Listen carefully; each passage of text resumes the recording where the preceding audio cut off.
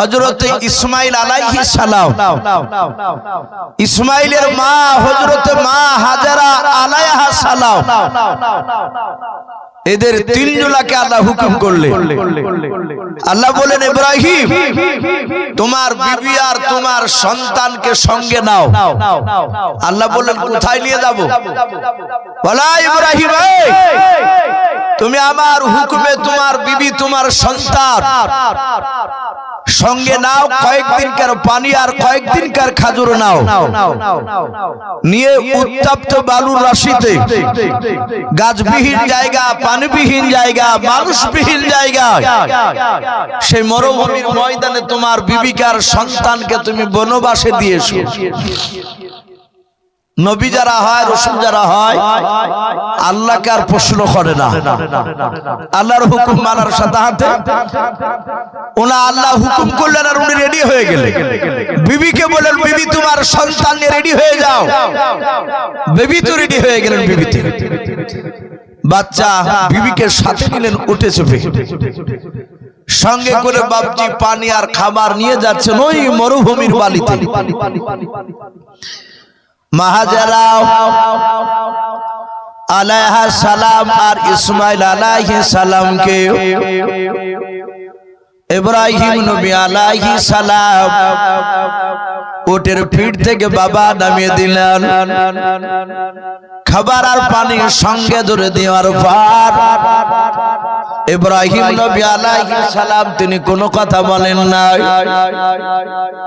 হযরত ইব্রাহিম নবী পয়গম্বর আলাইহিস সালাম উটের লাগাম ধরে বাবা বাড়ির দিকে চলে যাচ্ছেন। মা হাজেরা আলাইহিস সালাম তিনি মনে মনে চিন্তা শুরু করে দিলেন, আল্লাহ আমার স্বামী আমাকে উত্তপ্ত বালুর রাশিতে এই মরুভূমির ময়দানে কেন আমাকে রেখে দিয়ে চলে গেল? আমার স্বামীর সঙ্গে বাড়ি থেকে এই পর্যন্ত আসতে গিয়েও আমার ব্যবহারে কোনো ত্রুটি পেল না কেউ, আমার ব্যবহারে কোনো আঘাত পেল না কেউ। হযরত মা হাজেরা আলাইহিস সালাম হাত কানা বাপজি আকাশের দিকে উঁচু করার পর আল্লাহর নবী ইব্রাহিম নবী খলিলুল্লাহ আলাইহিস সালামকে বাবা ডাক দিয়ে বললেন, ওগো আমার ইসমাইলের আব্বা। হযরত ইব্রাহিম নবী আলাইহিস সালামের কানে গিয়ে আওয়াজটা ধাক্কা লাগলো। ইব্রাহিম নবী উটের লাগাম ধরে বাপজি তাকালেন, লাও সামনের দিকে সোজা চলে যাচ্ছেন। মা হাজেরা আলাইহিস সালাম হাত খানা বাপজি দ্বিতীয়বার আকাশের দিকে উঁচু করে ধরলেন, ডাকে দিয়ে বলেন, ওগো আল্লাহর নবী আপনি দাঁড়িয়ে যান। হযরত ইব্রাহিম নবী আলাইহিস সালাম বাবা উটের লাগাম ধরে দাঁড়ালেন। নাও তাফসীরে পাওয়া যায় মা হাজেরার দ্বিতীয় আওয়াজটা হযরত ইব্রাহিম নবী আলাইহিস সালামের কানে গিয়ে আওয়াজটা ধাক্কা লেগে গেল। হযরত মা হাজেরা আলাইহিস সালাম আবার বাবা হাত ওখানা আকাশের দিকে উঁচু করার পর চিৎকার করে তৃতীয়বার বাপকে ডাক দিয়ে বলেছিলেন, ওগো ইসমাইলের আব্বা আপনি আমাকে উত্তপ্ত বালুর রাশিতে এই মরুভূমির ময়দানে কেন আপনি আমাকে রেখে গেলেন? হযরত ইব্রাহিম নবী পয়গম্বর আলাইহিস সালামের কানে গিয়ে বাবা তিন নাম্বার ডাক্তার আওয়াজটা ধাক্কা লেগে গেল। ইব্রাহিম নবী পয়গম্বর আলাইহিস সালাম উটের লাগামটা ধরে বাবা আর সামনের দিকে গেলেন, লাও পেছন দিকে ঘুরে তাকালেন। মা হাজেরা আলাইহিস সালাম তিনি ডাকে দিয়ে বলেন, ওগো আল্লাহর নবীজি আপনি আমাকে উত্তপ্ত বালুর রাশিতে আমাকে রেখে দিয়ে কেন চলে যাচ্ছেন? আপনি কবে আসবেন তা তো করলেন না, কবে আসবেন, কেন চলে যাচ্ছেন তা আপনি বললেন না। হযরতে মা হাজেরার কথা শুনে ইব্রাহিম নবী পয়গম্বর আলাইহিস সালাম বাবা এই হাতটাকে আপনার আরবিতে আতুন হাত বলা হয়, এই ডানা হাতটা আল্লাহর নবী ইব্রাহিম আকাশের দিকে উঁচু করে ধরলেন। এই আঙ্গুলটাকে বাবা শাহাদাত আঙ্গুল বলা হয়। এই আঙ্গুলটা দিয়ে ইশারা করে তিনি বলতে চাইলেন বাবা আমি আল্লাহর হুকুমে রেখে গেলাম। জোরে বলুন সুবহানাল্লাহ। ও বাবজি ভাইরা, মা হাজেরার চতুর্থবার আর কথা বললেন না। উনি বুঝতে পারলেন আমার স্বামী আমাকে আল্লাহর হুকুমে রেখে গিয়েছে। মা হাজেরা আলাইহা সালাম পানি আর খাবার নিয়ে বাবজি থাকতে লাগলেন। হযরত ইব্রাহিম নবী আলাইহিস সালাম তিনি বাড়িতে মা হাজেরা আলাইহা সালামের কয়েকদিনকার খাবার আর পানি ভরে গেল। হযরত ইসমাঈল আলাইহিস সালাম পানি আর বাবা খেজুর খাই নাই। মা হাজেরার স্তনের বাবজি দুধ খেয়ে বাবজি থাকে। হঠাৎ করে নাই কিতাবে বাবজি পাওয়া যায় 3 দিন ধরে মা হাজেরার পেটে আপনার পানি আর খাবার যায় নাই, খাবার পানি নাই, পুড়ে গিয়েছে। হযরত ইসমাঈল আলাইহিস সালাম দুধ খাওয়ার জন্য কান্না করতে লাগলেন। হযরত মা হাজেরা আলাইহা সালাম নিজের ডান দিকের স্তনে বাবজি মুখ লাগিয়ে দিলেন। হযরত ইসমাঈল আলাইহিস সালাম টান দিলেন, এক ফোঁটা দুধ বের হলো না। মা হাজেরা বাম স্তনে ইসমাঈলের মুখটা লাগিয়ে দিলেন। উনি টানাটানি করলেন, এক ফোঁটা বাবজি দুধ বের হলো না। কারণ বাবা মা হাজেরার পেটে 3 দিন ধরে পানি আর খাবার যায় না। সেই জায়গায় বাবজি কোনো মানুষ যাতায়াত করে না। হযরত ইসমাঈল আলাইহিস সালাম মার মুখের দিকে চেয়ে কাঁদেন আর বলেন মা তুমি আমাকে পানি দাও।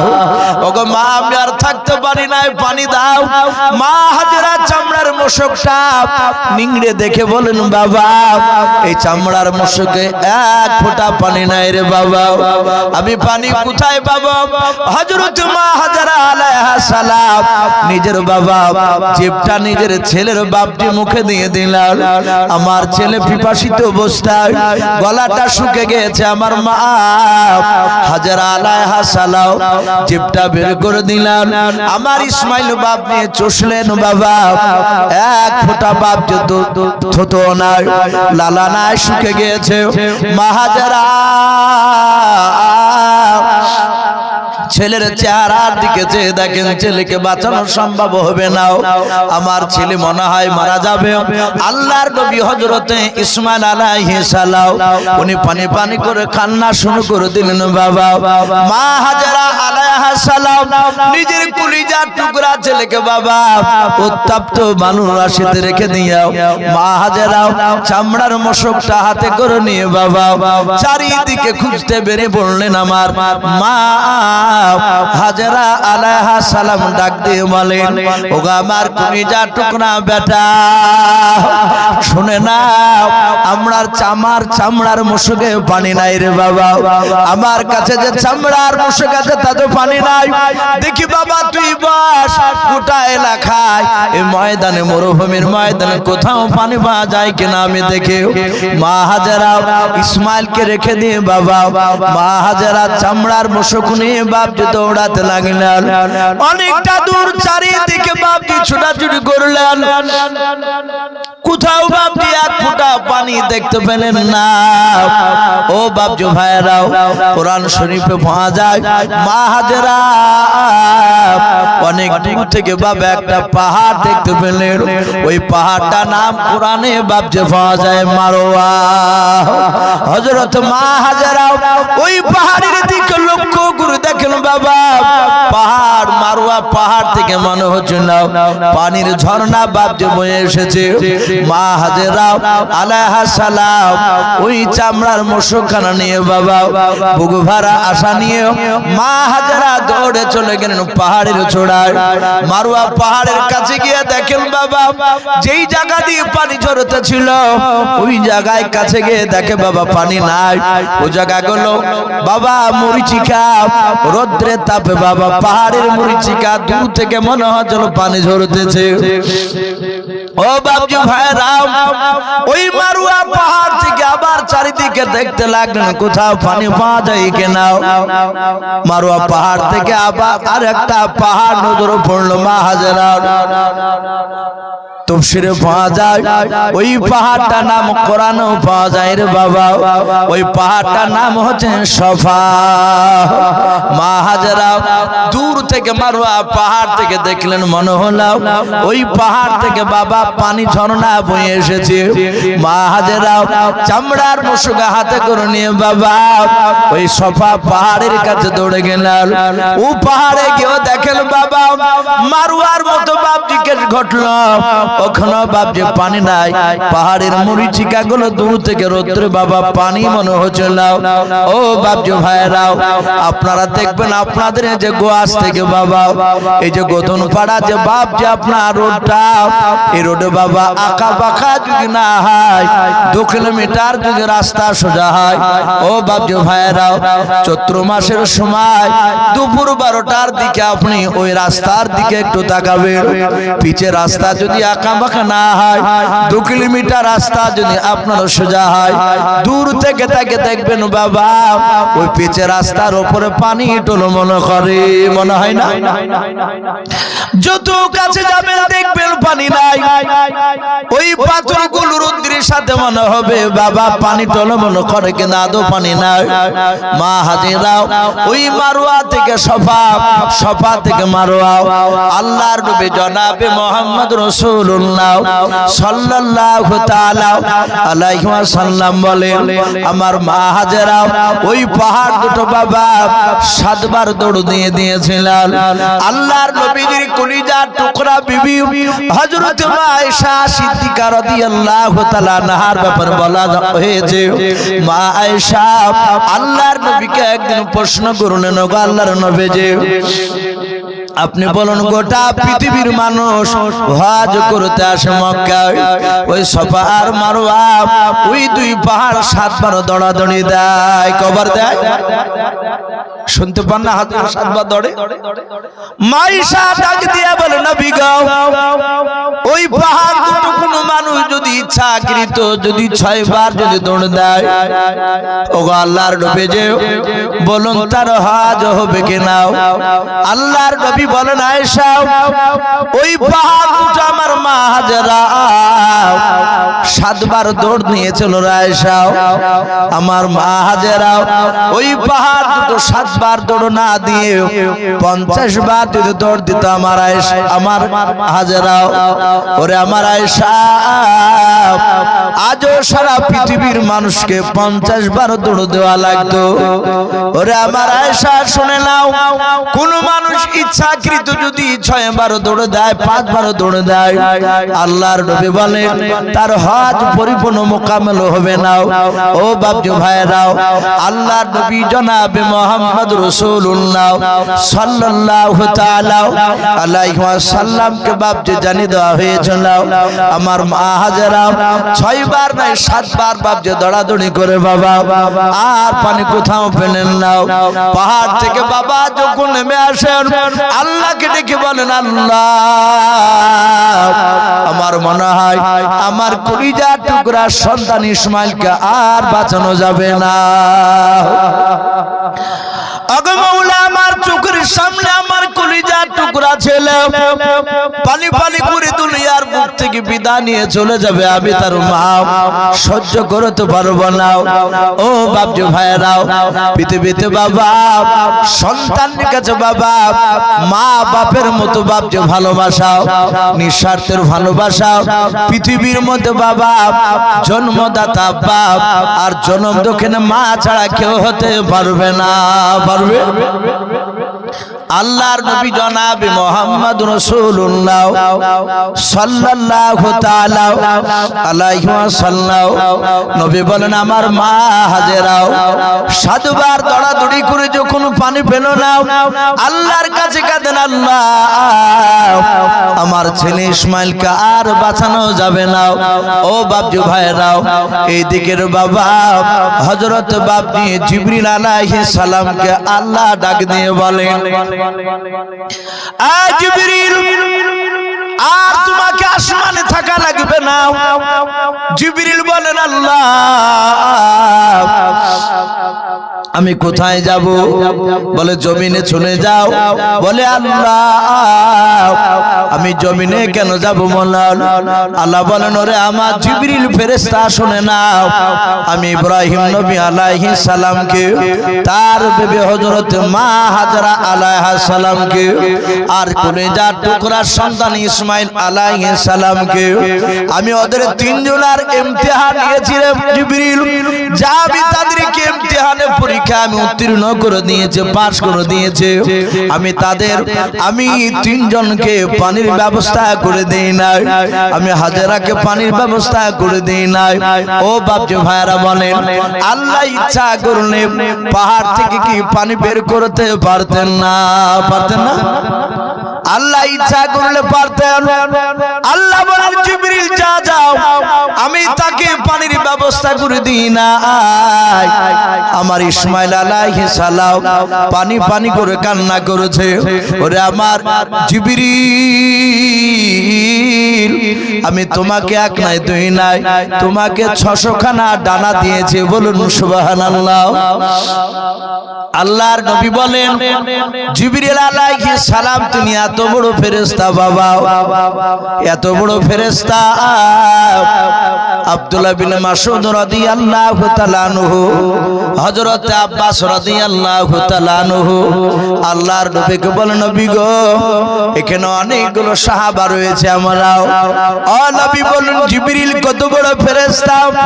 আল্লাহর নবী বলেন ওগো আমার সাহাবারা জিবরিল কত বড় ফেরেশতা তোমরা শুনবা? বলে হ্যাঁ। আল্লাহর নবী বলেন ওগো সাহাবারা জিবরিল এত বড় ফেরেশতা শুনে নাও, সারা পৃথিবীতে যত পানি রয়েছে, আসমানের নিচে জমিনে যত পানি রয়েছে, এমনকি বাবা 7 সমুদ্র যা আমরা বলে বাবা, সব পৃথিবীর পানি যদি তুলে নিয়ে জিবরিলের মাথার চাঁদিতে যদি বাবা হড় করে যদি ঢেলে দেওয়া যায়, আল্লাহর নবী বলেন ওরে সাহাবারা গোটা পৃথিবীর পানি জিবরিলের মাথার চাঁদিতে ঢেলে দিলাম। সব পানি গড়তে গড়তে গড়তে গড়তে বাবা জিবরিলের থুতনি পর্যন্ত আসতে গিয়ে গোটা পৃথিবীর পানি শুকে যাবে। বলুন সুবহানাল্লাহ। বলেন আরে তাকবীর।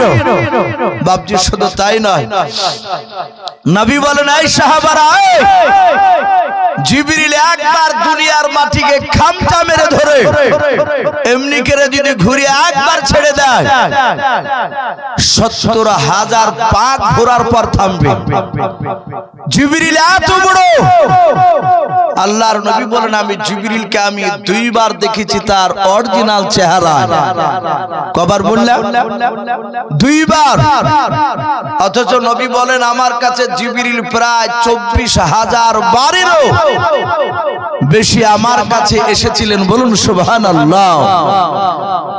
তাহলে 24,000 বারেরও বেশি জিবরিল আলাইহিস সালাম আমার নবীর কাছে এসেছিলেন। আর সেই নবী আবার বলছেন আমি জিবরিলের অরিজিনাল চেহারা কয়বার দেখেছি বললে? 2 বার। আমার নবী তো অরিজিনাল চেহারা 2 বার দেখেছে জিবরিলের, কিন্তু আদম আলাইহিস সালাম থেকে নিয়ে ঈসা রুহুল্লাহ আলাইহিস সালাম এই যে টানা আল্লাহ রাসূলকে দিয়ে 1,24,000 নবী রাসূল। আবার মতান্তর শুনেন না যে 2,24,000?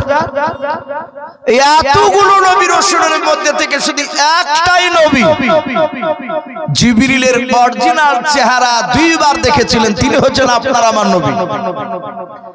বাদবাকি মুসা আলাইহিস সালাম, আদম আলাইহিস সালাম, ইদ্রিস আলাইহিস সালাম, নূহ নবী আলাইহিস সালাম, জাকারিয়া নবী আলাইহিস সালাম, হযরত শীশ নবী আলাইহিস সালাম, ঈসা নবী আলাইহিস সালাম, মুসা কালিমুল্লাহ আলাইহিস সালাম, এইভাবে যত নবী আছে তারা কেউ জিবরিলের অরিজিনাল চেহারা তারা একবারও দেখে না। কথা বুঝতে পারছেন ভাই আমার? এখন অনেক মানুষ ভাববেন তাহলে নবী 2 বার দেখেছেন আর 24,000 বার দেখেছে, ওগুলো আবার জিবরিল কিভাবে এসেছিল? হাদিসের ভাষায় পাওয়া যায় কোন কোন সময় জিবরিল আলাইহিস সালাম মুসাফির হালাত আসতে, মুসাফির উস্কো খুস্কো চেহারা নিয়ে, জামাগুলো ভালো পরিষ্কার ছিল না। মুসাফির এখন তো বাপজি আর কষ্ট নাই, মুসাফির এখন ট্রেনের ভিতরেই ভাত পাওয়া যাচ্ছে, ও বাসা আপনার যাবতীয় খাবার পাওয়া যাচ্ছে। আবার অনেকে এটা শোনাচ্ছে যে বাসে নাকি বলে বিরিয়ানিও বিক্রি হয়েছে দূরপাল্লার বাসগুলোতে, প্যাকেট করে নিয়ে উঠে পড়ছে বিক্রি করতে। আগে তো তা ছিল না বাপ। 100 বছর আগে 200 বছর আগে মানুষ সফর করতে গেলে, ভ্রমণ করতে গেলে খাওয়া দাওয়া, গা ধোয়া এসবগুলো বাপজি ঠিকঠাক করে হতো না। আল্লাহ রাসূল বলেছেন মুসাফির সফর একটা জাহান্নামের টুকরা। এটা আগে ছিল, এখন আর হচ্ছে না বাবা। এখন বাড়ি থেকে ভিআইপি গাড়ি ভাড়া করে চলে যাচ্ছে, চল টাকা দিলে আপনি যেখান খুশি সেখানে যেতে পারবেন। তো জিবরিলের ব্যাপারে হাদিসে পাওয়া যায় কোন কোন সময় মুসাফির হালাতে এসেছে। সাহাবারা বলে আমরা মসজিদে নববীতে বসেছিলাম, নবী বসেছিলেন, দেখলাম একটা উস্কো খুস্কো অবস্থায় একটা লোক আসলো। লোকটা মুসাফির, লোকটা আমাদের মদিনার নয়, কোথাও লোকটাকে দেখিনি, মনে হচ্ছে লোকটা বাহিরকে। আল্লাহ রাসূলের কাছে সে সালাম দিলেন, আসসালামু আলাইকা ইয়া রাসূলুল্লাহ। নবী সালামের উত্তর দিলেন। ওই মুসাফির লোকটা বললেন, হুজুর আপনার কাছে আসতে পারি? নবী বলেন, এসো ভাই। সাহাবারা বলছেন আমরা কেউ চিনতে পারলাম না। নবী নামাজের কায়দায় বসেছিলেন, যেভাবে নামাজ আমরা পড়ি ওইভাবে নবী বসেছিলেন। ওই মুসাফির লোকটা ঠিক নবীর সামনে এসে ওই নামাজের কায়দায় বসে পড়ল। যিনি মুসাফির তিনি তো চিনেন ইনি কে তা। আল্লাহ রাসূলের হাঁটুতে হাত দিলে, পায়ে হাত দেওয়ার পরে নবীকে বলেন, ওগো নবী আপনাকে কিছু কথা জিজ্ঞাসা করব। নবী বললেন, বলুন।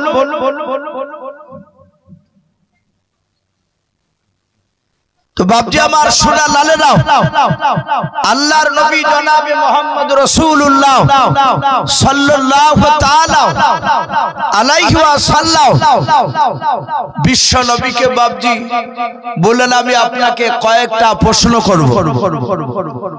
বলে কয়েকটা প্রশ্ন করো। বলে নবী আপনি বলুন কিয়ামত কবে হবে? ওই মুসাফির লোকটা নবীকে প্রশ্ন করলেন। নবী মুচকে হাসি দিয়ে বললেন, ভাই আমার চেয়ে তুমি ভালো জানো, প্রশ্নকারী ভালো জানে, ভাই তুমি বলো। সাহাবারা বলেন আমরা তাজ্জব ব্যাপার, অবাক হয়ে গেলাম। দেখলাম উনি চটচট চটচট করে সব উত্তর দিলেন। আল্লাহ রাসূলকে বলেন, ইহসান কাকে বলা হয়? নবী বলেন, আমার চেয়ে প্রশ্নকারী ভালো জানে, ভাই তুমি বলো। উনি আবার বললেন। কিছুক্ষণ কথা বলার পর উনি দোয়া নিয়ে চলে গেলেন। আল্লাহর নবী বললেন, ওগো সাহাবারা তোমরা চিনতে পারলে ওই লোকটাকে? সাহাবারা বলেন, নবী গো না নাও আমরা চিনতে পারলাম না। আমার মনে হয় ওই লোকটা আরবের বাহিরকার লোকটাও, মুসাফির মানুষ আমাদের এলাকার না। আল্লাহর নবী বলেন, সাহাবারা শুনে নাও, উনি দুনিয়ার কোন মুসাফির নয়, উনি সম্রাট জিবরিল আলাইহিস সালাম। বলুন সুবহানাল্লাহ। এইভাবে মাঝে মাঝে জিবরিল আসতেন। কোন কোন সময় দাহিয়াতুল কলবি বলে একজন রাসূলের সাহাবা ছিল, সেই সাহাবা রূপ ধরে জিবরিল আসতে। বাপজি আমি বলছিলাম সেই জিবরিল আলাইহিস সালাম তার 600খানা ডানার মধ্যে মাত্র একটা ডানার আঘাতে ইসমাইল আলাইহিস সালামের সামনে মাটি ফেটে পানি বের হয়েছিল, ওই পানিটার নাম হচ্ছে আবে জমজম। ওই দ্বারা আস্তে আস্তে বাপজি মাটি পড়ে পড়ে বন্ধ হয়ে গিয়েছিল। আচ্ছা ভাই, ওই রাস্তায় ভাবে দাঁড়িয়ে না থেকে যারা যাতায়াত করছো ভাই, তাদের অসুবিধা হচ্ছে ভাই, আপনারা ওইভাবে সাইডে দাঁড়িয়ে না থেকে একটু ভিতরে আসলে ভালো হয়। এই জায়গা অনেক জায়গা ফাঁকা আছে। ও ভাই, ও ভাই, পেছাব ফেরার মতন বসে আছেন কেন ভাই? এই আপনাকে বলছি একটু আসেন না, ওদিকে মনে হয় পালাইছে ভাই, একটু ভিতরে আসেন। রাসূলের যেখানে কথা আলোচনা হয়, এই আদবের সহিত বসা, এটাও বাপজি নবী সুন্নাত। বেয়াদবির মতো বাপজি কথা শোনা যায় না। এখন তো বাপজি কিয়ামতের আলামত শুরু হয়ে গিয়েছে। আল্লাহর নবী জনাবে মুহাম্মদ রাসূলুল্লাহ, সকলে বলুন সাল্লাল্লাহু তাআলা আলাইহি ওয়াসাল্লাম। নবী আমার কিয়ামতের আলামত 15টা বলেছেন, কিয়ামতের আগে হবে। কিয়ামত আসার আগে 15টা আলামত বলেছে। তার মধ্যে থেকে বাপজি প্রায় 9 থেকে 10টা বাপজি আপনার বেরিয়ে গিয়েছে, আর কয়েকটা বাকি আছে। আল্লাহ রাসূল বলেছে রাস্তাঘাটে প্রকাশ্য জেনাবা বিচার হবে। এলাকায় দেখবেন কিছু কিছু এলাকায় প্রকাশ্য বাপজি জেনা শুরু হয়ে গিয়েছে। জেনা তো অনেক রকমের আছে, হাতে জেনা, চোখে জেনা, অন্তরের জেনা, অনেক জেনা আছে। নবীর কথাগুলো প্রায় বাস্তবে পরিণত হতে চলেছে। 15টা বাপজি আপনার আলামতের মধ্যে আর একটা আলামত নবী বলেছেন কিয়ামতের বেশ কিছুদিন আগে দুনিয়ার বুক থেকে ফড়িং উঠে যাবে, দেখতে পাওয়া যাবে না। আপনারা লক্ষ্য করে, আগে পাড় ধুত মানুষেরা, এখনো ধুচ্ছে পাটের শীতের সময়। আপনার পাড় ধুত আকাশে মেঘ হলে বর্ষার কালে, ছাতা হয়ে বাপজি ফড়িং উঠতো আকাশে, দেখা যেত না। বিলের ধারে পাটখটির ওপরে বাপজি সব ঘুরিয়ে বেড়ায়, উড়িয়ে বেড়ায়। এই 2 বছর থেকে, আজ থেকে বিগত 10 বছর আগে,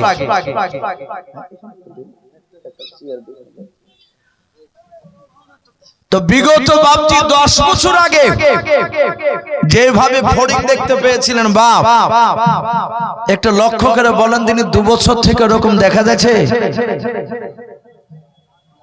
দুটি একটা ভাই, একটু দুরূদ পড়ে আল্লাহুম্মা সাল্লি আলা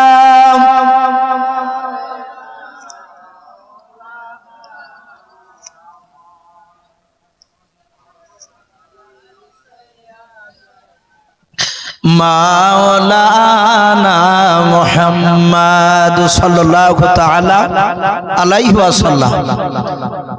এখন খুব ওই বর্ষার সময়তে 2-1টা দেখা যায়।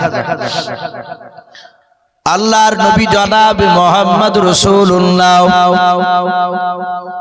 সাল্লাল্লাহু তাআলা আলাইহি ওয়াসাল্লামের জামানায় আল্লাহর নবীজি মদিনায় বেশ কিছু কয়েকটা গ্রামে নবী লক্ষ্য করে দেখলেন, বাবা আকাশে ফড়িং দেখতে পেলেন না। আল্লাহ রাসূলের চেহারাটা বাপজি মলিন হয়ে গিয়েছে। আল্লাহর নবীজি দুজন সাহাবাকে ডাক দিয়ে বলেন, গো সাহাবারা,